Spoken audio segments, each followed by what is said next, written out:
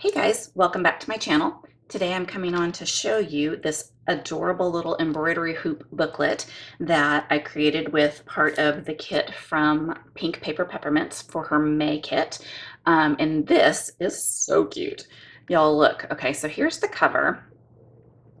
My husband always tells me I'm supposed to zoom in and not hold up the thing. So let's see what this works. Okay, so here's our cover.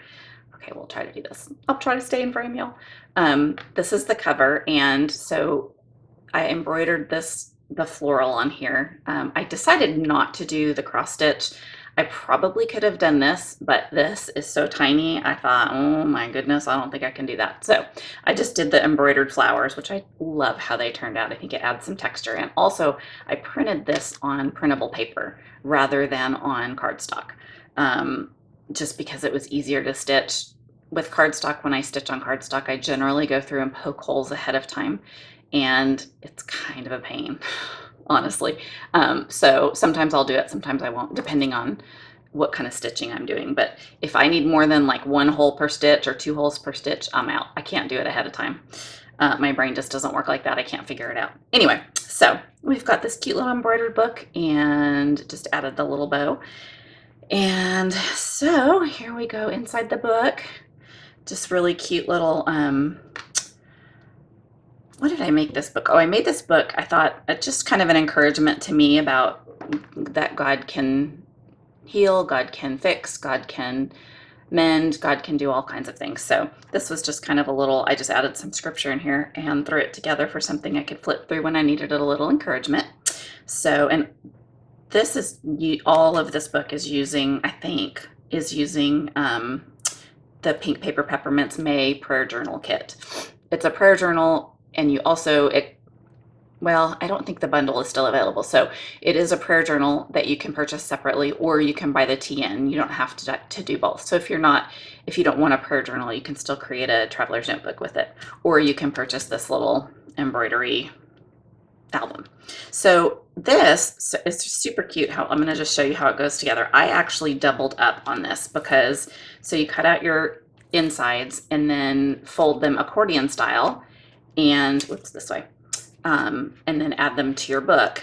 And when I did that, it wasn't quite chunky enough for me, so I just did another one on this side. So I thought that was kind of fun. And it also, having cardstock on both sides helps to kind of bulk up the cover a little bit.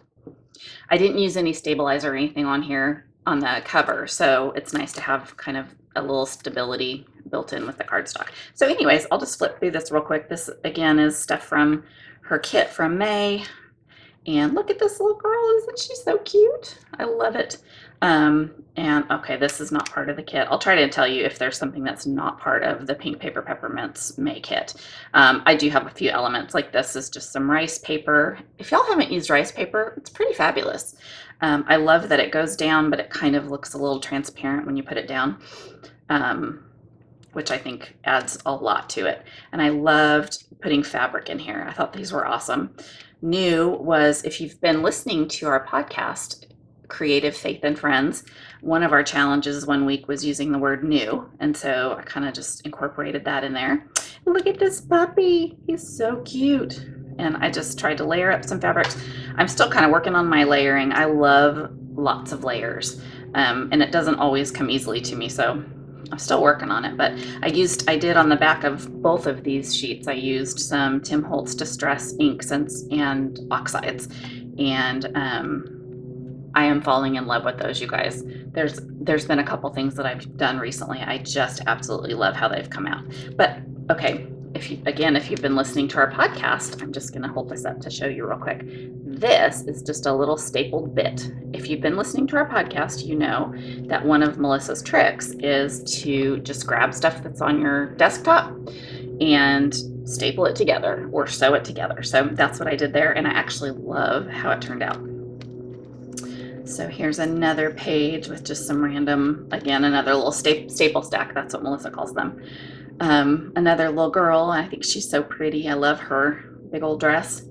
And this page, I love using tulle. I don't use tulle very often. I have a hard time incorporating it sometimes because sometimes I can't quite get it to do what I think I want it to do, but when I can use it, I love it.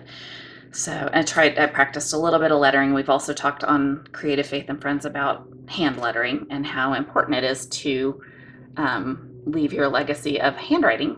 I mean, I always know my grandma's handwriting, I know my mom's handwriting, I know my husband's handwriting, and especially nowadays, everybody does everything digitally, so nobody sees handwriting anymore. So I want my kids to have something handwritten. So, and this was just a layer of fabrics. Oh, what did I do this on? I layered this on something, some sort of maybe an index card, and just stitched it on there, which I loved how that turned out.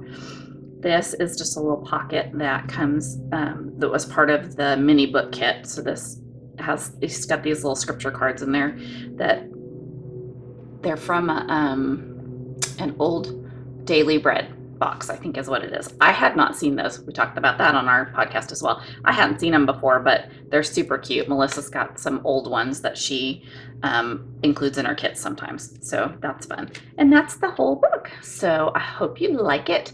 Have a look in her shop if you're interested in purchasing this. But I hope you enjoyed this video, and I'll be back soon with another. Bye.